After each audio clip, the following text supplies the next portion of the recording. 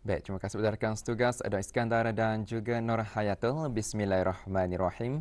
Assalamualaikum warahmatullahi wabarakatuh. Selamat pagi dan salam sejahtera untuk penonton. Alhamdulillah kita bersua pada edisi pagi ini. Seperti biasa juga untuk berkongsi makluman semasa dan juga satu bahan rakaman yang kami sediakan untuk tontonan kita bersama. Dan awal saya kongsikan dua makluman terlebih dahulu di sini. Yang pertama pada hari ini, akan diadakan pertandingan Dikir Syarafil Anam bagi ahli jawatan kuasa, takmir masjid, jemaah dan kumpulan muslimah daerah Tutong yang dianjurkan oleh ahli jawatan kuasa takmir dan muslimah masjid Kampung Penanjung dengan kerjasama Pejabat Hal Ehwal Masjid Daerah Tutong, dan insyaAllah ia akan bermula pada jam 8.30 pagi ini di Masjid Kampung Penanjung Daerah Tutong.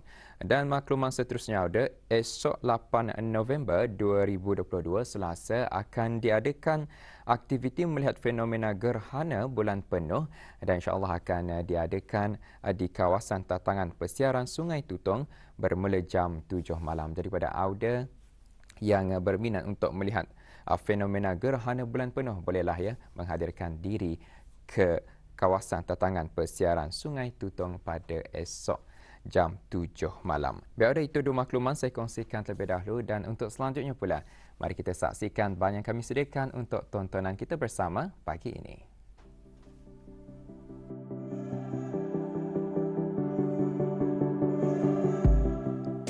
Mengamalkan sikap mengitar semula barangan yang tidak digunakan, seperti yang terdiri daripada kertas, kaca, plastik, besi dan sebagainya, adalah salah satu langkah untuk mengurangkan pembuangan sisa pepejal yang secara tidak langsung mampu untuk menjaga alam sekitar.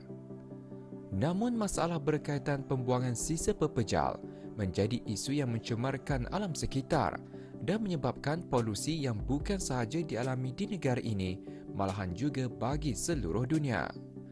Berikutan itu, pelbagai agensi, organisasi bukan kerajaan, malahan pihak persendirian, tampil untuk sama-sama berganding bahu mengatasi masalah ini.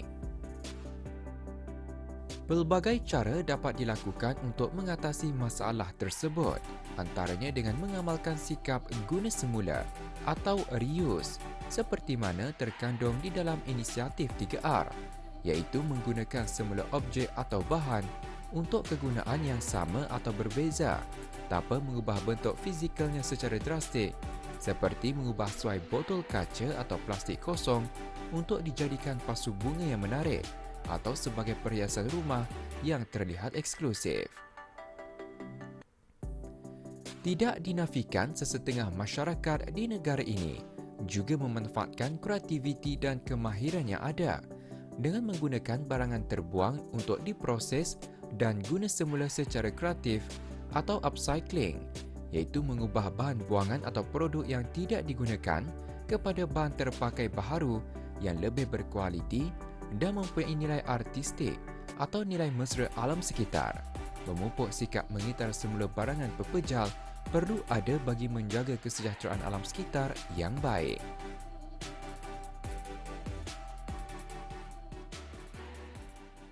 Kita ni punya alam sekitar ni satu saja. And then kalau kita ni mencemari dengan plastik, dengan segala-gala chemical apa semua, makanan kita ni pun terkacau lah jual semata jadinya. Kalau plastik katakan, macam some of them goes to the ocean. So kalau dorang ke ocean itu, and then they break down into microplastic, and that's when it becomes harmful to us. Macam so some of our fishes masa ni pun you can find that we have microplastic itu. Even right now we are dealing with global warming.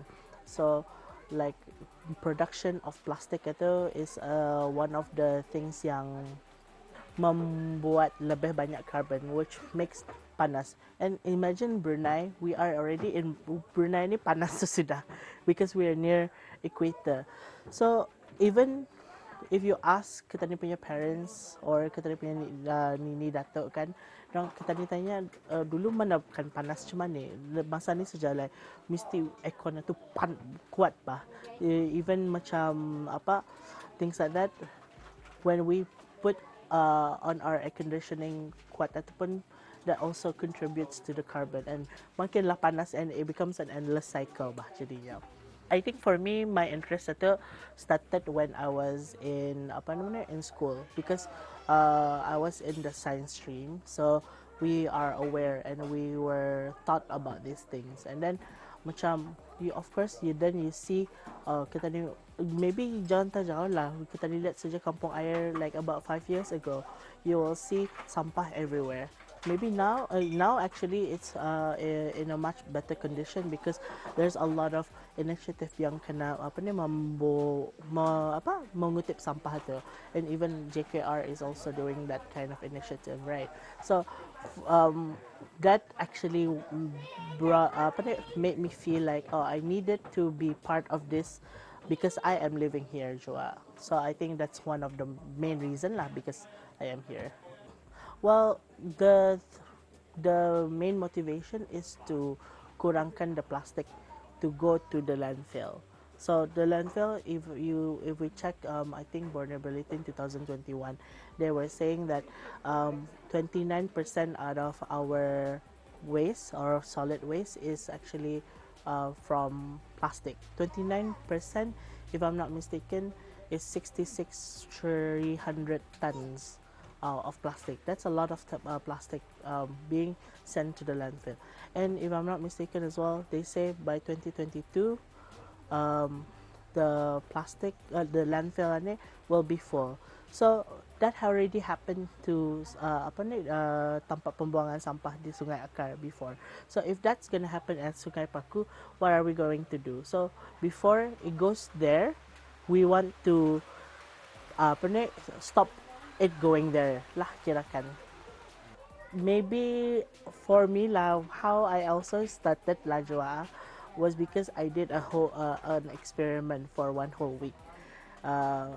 Plastik sampah tu jangan dibuang lah ha. And then you will see how much plastic you make, and that actually also made me realize banyak rupanya sampah ni produce in 1 week time itu. I think dalam 2 plastik guni just for me alone. Yang itulah yang bersih yang dapat dia tu, yang macam makanan, sisa-sisa makanan itu indah lah. So maybe they can do that, something like that in their own time if they're interested to do that.